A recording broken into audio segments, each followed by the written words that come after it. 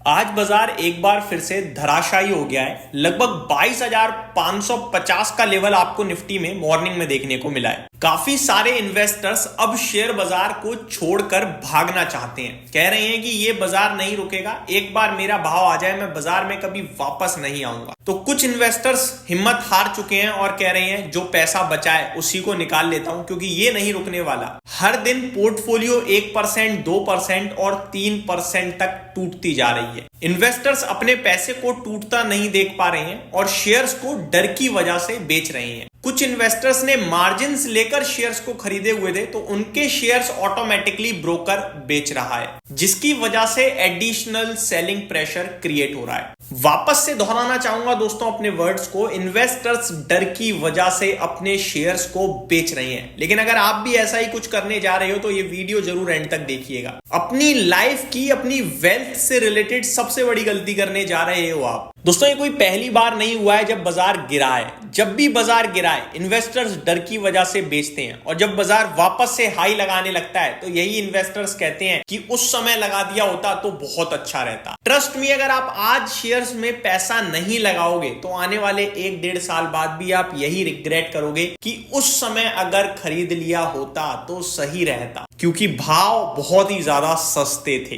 लेकिन current situation में आप सिर्फ और सिर्फ बेचने की सोच रहे हो। यही तो है शेयर बाजार। गिरावट में डराता है, तेजी में लालच देता है। तेजी में लगता है शेयर्स को कभी नहीं बेचेंगे और गिरावट में लगता है अरे बेच बाच के भागो, शेयर बाजार से बुरी जगह कोई नहीं है। इस वीडियो पे भी काफी सारे लोग यही कमेंट करेंगे कि बाजार तो गिरकर 17,000 हो जाएगा, निफ्टी 19,000 हो जाएगा, बेच दो वरना अभी तो बहुत बड़ा नुकसान और देखने को मिलेगा। लेकिन मैं सिर्फ एक ही सवाल करना चाहता हूं, क्या बाजार आज से पहले कभी नहीं गिरा है? और गिरने के बाद क्या इसने दोबारा हाई नहीं लगाया है? कौन सा ऐसा इन्वेस्टर है जो 5 साल से बाजार में इन्वेस्टेड है और उसने रिटर्न्स नहीं बनाए हैं? इनफैक्ट उसने इतने रिटर्न्स बनाए हैं कि कोई दूसरा एसेट क्लास उसे इतना पैसा कभी बना के दे ही नहीं सकता। शुरू करते हैं दोस्तों एक एक करके डिटेल्स को कवर करना। नमस्कार दोस्तों, मैं अंकुर उपाध्याय स्वागत करता हूं आप सभी का एक बार फिर से अपनी नई वीडियो में। दोस्तों मैंने यहाँ पे कुछ छोटा सा डेटा लिखा हुआ है, एक बार वो आपके साथ शेयर करना चाहूंगा। निफ्टी 26,277 के करीब का लो लगाता है सितंबर 2024 में और वहां से गिरावट शुरू होती है और अभी हम लोग 22,550 के करीब ट्रेड कर रहे हैं। ये परसेंटेज टर्म्स में मात्र 15%, यानी ऊपर से निफ्टी केवल 15% ही टूटा है। अगर मैं थोड़ा फ्लैशबैक में जाऊं तो 2021 में निफ्टी ने 18,000 लगाया अक्टूबर में और अगले ही 2 महीने में निफ्टी 15,000 के करीब आया था, यानी 3,000 पॉइंट्स टूटा।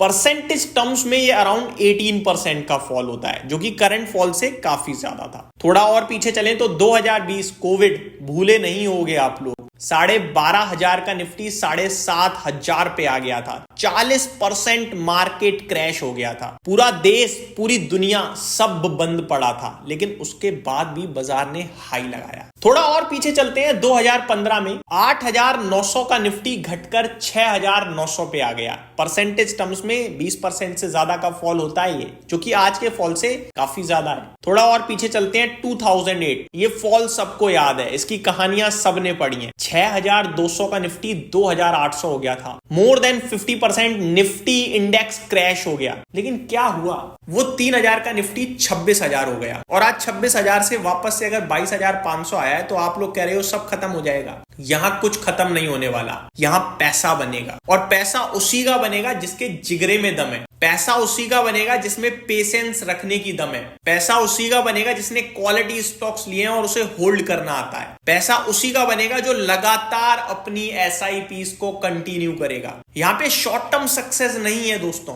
ट्रेडिंग में पैसा नहीं है। मार्जिन्स लेकर जल्दी पैसा बनाने की कोशिश करोगे तो पैसा नहीं बनेगा।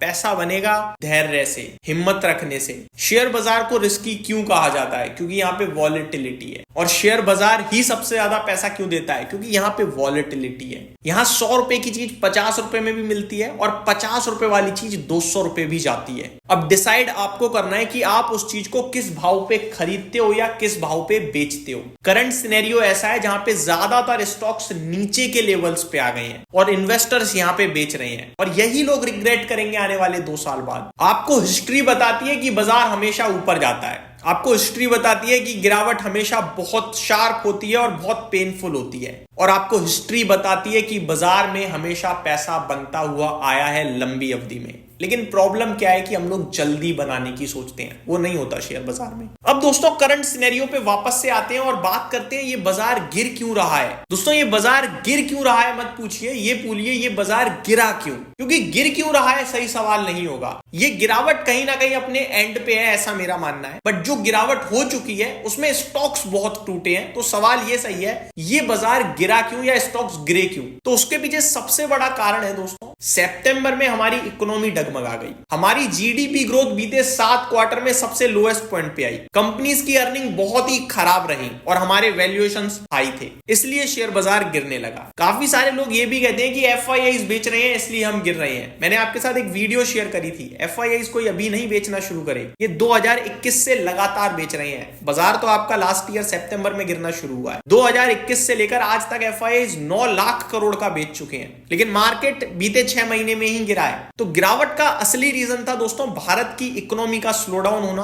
अर्निंग्स खराब आना, इन्फ्लेशन का ऊपर रहना और दूसरी कंट्रीज का अच्छा करना। लेकिन करंट सिनेरियो क्या है? करंट सिनेरियो ये है कि वर्स्ट इज बिहाइंड अस, जो कुछ खराब था वो पीछे रह गया है। करंट सिचुएशन ये है कि आगे सरकार लाख करोड़ रुपए महीने का खर्च करेगी। केपेक्स उठा के देख लो बजट में जो दिया है सरकार ने FY26 के लिए। करंट सिचुएशन ये है कि इन्फ्लेशन फुल्ली अंडर कंट्रोल्ड है। करंट सिचुएशन ये है कि आरबीआई गवर्नर संजय मल्होत्रा जी ने रीसेंट पॉलिसी में रेट कट किया है और आने वाली पॉलिसी में भी पूरी उम्मीदें हैं कि रेट कट होगा। करंट सिचुएशन ये है कि Q2 के मुकाबले Q3 में अर्निंग्स अच्छी आई है कंपनीज की। एंड करंट सिचुएशन ये है कि अमेरिका जो सबको अच्छा लग रहा था उनका इन्फ्लेशन ऊपर आ गया है और अब फेड रेट कट करने के बारे में नहीं सोचेगा। करंट सिचुएशन ये है कि सिटी ग्रुप कह रहा है कि भारत यहां से आउट परफॉर्म कर सकता है। करंट सिचुएशन ये है कि मॉर्गन स्टैनली कह रहा है कि भारत के बाजार आकर्षित हो गए हैं। तो आप लोग कैसे बेचने की सोच सकते हो? दोस्तों अगर कर्ज पे पैसा लेकर लगाया है